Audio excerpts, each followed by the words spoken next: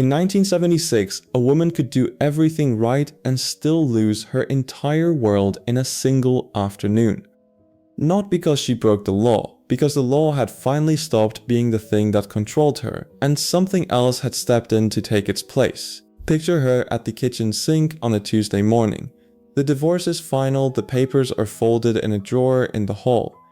And she stands there at the window and works the wedding ring off her finger slow. Because it's been on so long, there's a pale band of skin underneath it that hasn't seen daylight in years. For the first time in her entire adult life, no man's name decides what she's allowed to do. The state she lives in has just told her in writing that she is free. She believes it for about 2 weeks. Then the dinner invitations stop. Not all at once. That would be too obvious, and the thing about this was that it was never obvious. The Hendersons just don't call this month. The Saturday card game somehow doesn't have a chair for her anymore, and nobody quite explains why. The woman next door who borrowed her good casserole dish back in March and waved every single morning over the fence now finds something fascinating in her own flower bed every time she steps outside. Her husband still nods hello. The wife has stopped looking up. Nobody announced anything. There was no meeting, no vote she could point to, no letter in the mailbox. But she can feel it the way you feel weather coming. The temperature of the whole street has changed, and it changed about her. We tell the story of the 1970s like it was liberation, and on paper it absolutely was. This was the decade the law finally cracked open. Starting in California in 1969 with a bill that took effect on the first day of 1970, a woman no longer had to prove that her husband had beaten her, or cheated on her, or walked out in order to get out of a marriage. She could simply say it was over. Irreconcilable differences. Through the 1970s, most states added some no-fault option, and by the mid-1980s, every state had one. The divorce rate roughly doubled. For the first time in American history, the door was actually unlocked. But there's a thing nobody put in the law books. Walking through that unlocked door cost her something the law could not protect her from. Because the courtroom that really decided a divorced woman's life in those years wasn't the one with the judge in it. It was the kitchens, the church pews, the supermarket aisles, and the front porches of her own neighborhood. And the people sitting on that jury were not men. We always picture men running these things, handing down the rules. The men barely showed up. The people who decided whether a divorced woman got to keep her place in the world were, almost every time, other women. They had a code, nobody ever wrote it down. Nobody had to. And over the next few minutes, I'm going to walk you through that code, rule by rule, all 7 of them. The way it could land on a woman like this, in a town like this. We're going to count down to the cruelest one, number 1. And I'll be honest with you right now, number 1 is the one that turns this whole story inside out. Because the final rule wasn't about anything she did wrong, it was about the one thing the law had just told her she was finally allowed to do. And if you lived through these years yourself, or you grew up watching a woman who did, subscribe and stay with me to number 1. For a lot of you, this isn't history. You were there. Now start with the rule you could see from clear across a room. Number 7. She could not win the way she looked. Picture her a few months later, getting ready to go to a wedding. The first real event anybody has invited her to since it happened. She's standing in front of the mirror, and she is having an argument with herself that no married woman in that town ever had to have. If she does her hair properly, puts on the nice dress, the one that actually fits and flatters, she already knows what the word will be by Monday morning. On the prowl, back on the market. A little desperate, isn't she, dressing like that at her age? So she thinks, fine, I'll keep it plain. Simple dress, hair down, no fuss, no story. And she knows exactly what that buys her too. Letting herself go. Given up. You can always tell when a woman stopped trying. There was no third option. That's the part people miss completely. It wasn't that divorced women dressed wrong. It's that the verdict came first, and the outfit was just whatever they decided to hang it on. A married woman could wear that exact same dress, and it meant she had nice taste. On a divorced woman, the same dress meant intent. Everything she put on her body got read as a signal she was sending out, and she did not get to decide what the signal said. The street decided that before she'd even finished dressing. And it followed her everywhere, this idea that her body was now making announcements she hadn't authorized. A shade of lipstick that was perfectly respectable on a wife marked a divorcee as cheap. Sitting too long in a parked car after a man drove her home meant something had happened, whether or not anything had, because the curtains across the way had already written the scene. She was the same woman she'd been a year ago. The dress was the same dress. Only the ring was gone, and the absence of that one small circle of gold rewrote the meaning of everything else she owned. And that was only the danger she carried walking into the room. The bigger one was already waiting for her once she got inside, and it didn't come from any man there. It came from every wife in the building at once. Number 6. To the married women on that street, she was now a loaded gun. Here's a scene that played out 1,000 times over. A backyard barbecue, paper plates, kids running through the sprinkler, she's standing by the drinks table, and a neighbor's husband walks over. A man she has known for 10 years. A man whose children grew up alongside her own. He refills her iced tea and asks kindly how she's holding up. That's all it is. He's being decent. And clear across the yard, his wife watches that tea go into that glass, and something behind her face quietly closes like a door. Before the divorce, this woman had been safe. She was half of a couple, filed away, accounted for, no longer a question anyone had to think about.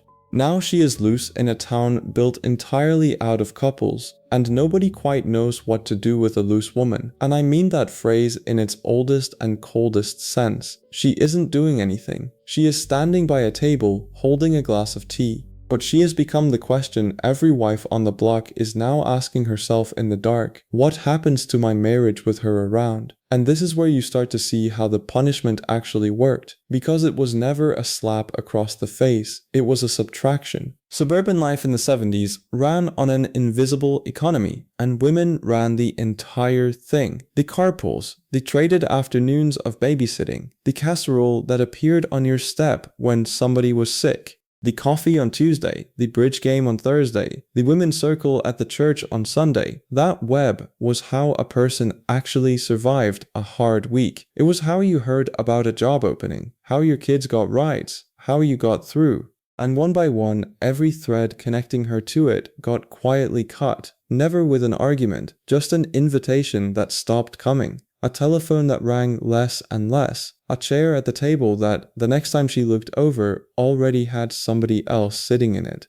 Nobody ever told her she'd been pushed out of the circle. They simply stopped holding the gate open and let her drift to the far side of it on her own. Now here is where the whole thing tips over from merely unfair into something that should make your jaw go tight. Because while every door in that town was easing shut on her, there was somebody else in the exact same situation walking around collecting sympathy casseroles. Her ex-husband. Number 5. A divorced man was a catch. She was damaged goods. The same divorce. The same single sheet of paper. Two completely opposite verdicts. When he moved into his new apartment across town, the very same neighbor women who now crossed the street to avoid her turned up at his door with a warm dish and a soft voice telling him how hard all this must be, how he really shouldn't have to come home to an empty kitchen. Mothers in the congregation made a quiet mental note that he was available again. A grown man, steady job, what a shame, somebody really ought to introduce him to their niece. He was a free agent now, and the whole world gently rearranged itself to take care of him. She got a different word, and the word was damaged, used up. There was an assumption hanging in the air around any divorced woman that something must be wrong with her, that a woman who couldn't keep a husband was missing some essential piece, and that whatever was broken inside her was probably the reason the marriage fell apart in the first place. Nobody asked what he had done. Nobody asked whether he drank, whether he raised his hand to her, whether he'd been disappearing for months at a time with somebody from his office. The marriage ended, so she had failed at the one job the entire society had assured her was hers and hers alone to hold together. He lost a wife, and the town felt sorry for him. She lost a husband, and the town wondered out loud what she must have done to deserve it. And if any of this is starting to sound like a street you grew up on, or a woman you remember being talked about a certain way, tell me about her in the comments while it's on your mind. I read them. The next 3 rules are where this code stopped going after the woman herself and started going after the people she loved, and after things she could not have changed no matter what she did, because they did not stop at her. They went after her children. Number 4. Her kids became the evidence against her. There's a phrase that did an enormous amount of quiet damage in those years, and the phrase was broken home, 2 words. Say that a child comes from a broken home, and you have explained everything about that child before you've even met him. The bad grade is because of the broken home.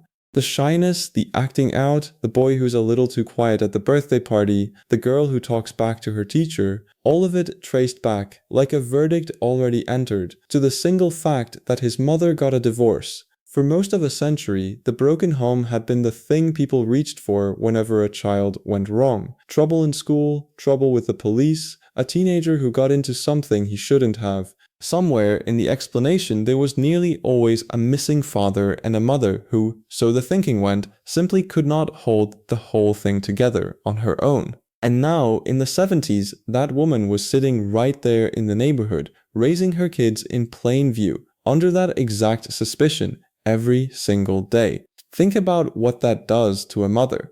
Her son skins his knee and pitches a tantrum in the front yard, the way every 6-year-old who has ever lived has pitched a tantrum, and she can feel the women on the porch 2 houses down already turning it into proof. See, that's what happens. That's a boy growing up with no father in the house. Her daughter goes through a quiet stretch, and to that street it isn't a phase, it's damage, and the damage has her name stamped on it. The father, the one who actually left, who packed a bag and backed the car out of the driveway, somehow floats free of all of it. The absence was his doing. The blame was hers to carry. She was raising her children under a microscope that had already decided the experiment was going to fail. And you'd think that would have to be the bottom of it, judged for how she looked, frozen out by the wives, pitied less than the man who left her, blamed for her own kids. But there was a deeper fear running underneath all of it, the real reason the women of that town worked so hard to push her out to the edge. And it had almost nothing to do with her husband or with yours.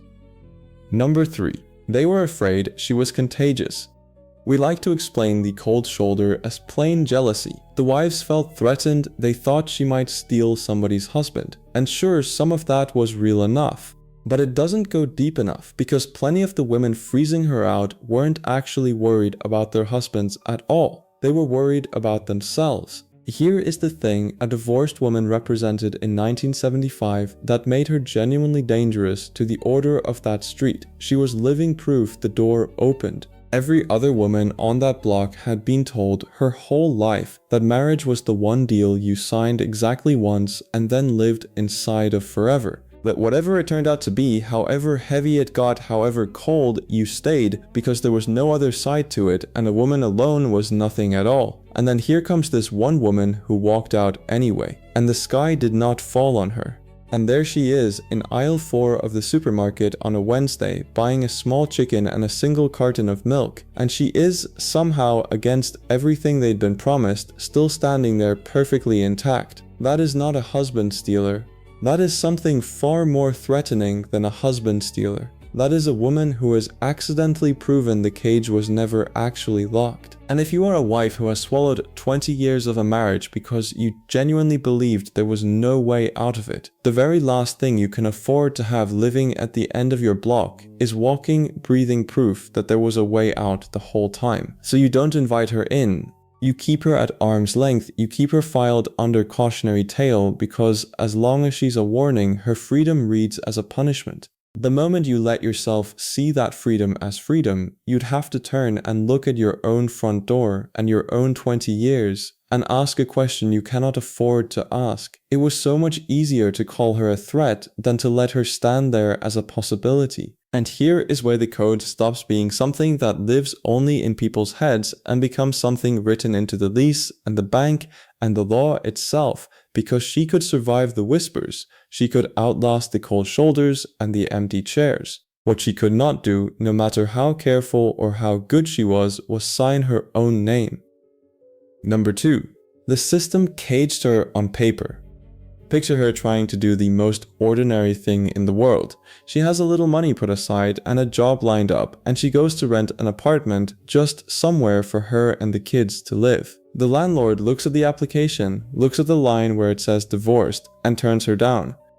Not because she can't pay, because a woman on her own is a risk, the kind of tenant who, in his mind, lowers the tone of the whole building. So she goes to open a line of credit to cover the deposit, and she is told, politely, that she'll need a man to co-sign for her, a husband, a father, a brother, anyone at all, as long as it isn't only her. This was not in her head, and it was not rare. Until October of 1974, when the Equal Credit Opportunity Act was finally signed into law, it was completely legal for a bank to deny a woman a credit card in her own name, or to demand a man's signature standing behind hers. And divorced women got hit by that harder than anyone, because they were precisely the women who no longer had a husband's name to borrow. Sit with the trap of it. The entire town was shouting at her to stand on her own 2 feet, take responsibility, stop being a burden on everyone. And the bank, the landlord, and the law had quietly pulled up the very floor she was being ordered to stand on. And it was worse, somehow, for the older ones. A woman who had done every single thing the generation before her had told her to do. Married young, gave 25 years to a house and a husband and 4 children. Never once drew a paycheck, because that was the arrangement, that was the deal she'd been raised to keep. And she found herself divorced at 53 with no work history, no credit history of her own, no pension with her name on it, and a paper resume with a hole in the middle of it, the exact size and shape of her entire adult life. There was even a name coined for her in 1975 by a woman named Tish Summers, who was living through it herself. The displaced homemaker. Displaced, like a refugee.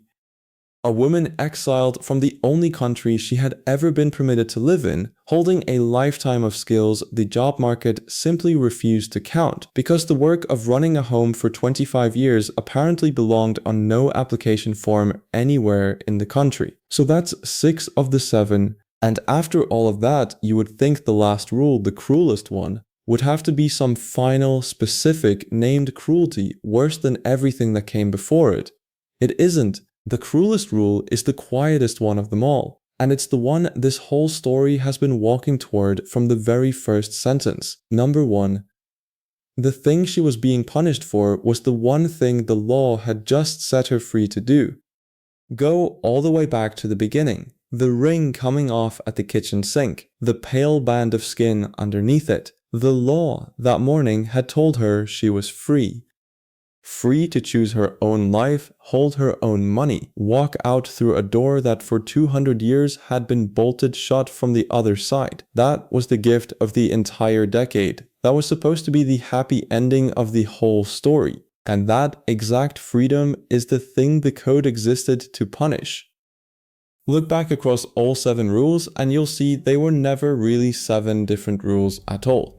They were one rule wearing 7 different outfits. The appearance, the wives, the double standard, the children, the contagion, the bank. Every one of them was just a way of answering a single question the community was quietly asking about her. And the question was never, is she a good person, or is she kind, or is she suffering? The question was, is she safe to have around now that she answers to no one? A woman with her own mind, her own door key, her own name on the lease, could be admired in private and feared in public in the very same breath. Admired for the nerve of it, feared for what that nerve might turn out to be, contagious enough to spread. The law had just handed her a kind of power that no generation of women before her had ever been offered. And her neighbors, most of them women who had never once been offered that power themselves, set quietly to work making sure she paid for every last ounce of it. That was the cruel joke sitting right at the center of the 1970s. The decade looked her in the eye and told her she was liberated.